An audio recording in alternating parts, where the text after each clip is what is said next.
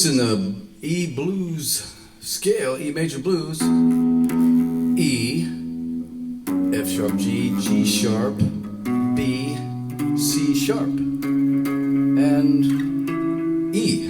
Of course, it's the next octave. And there's two positions I'm going to be using. The first position,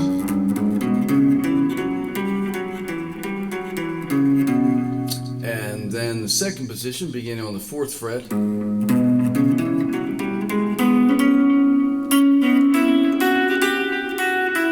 Up to the 8th fret.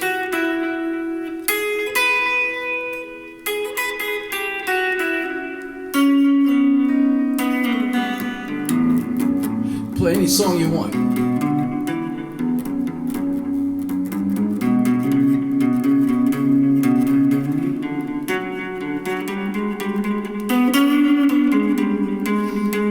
Here's an old R&B song.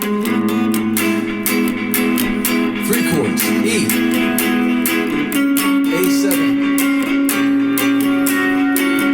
and B7.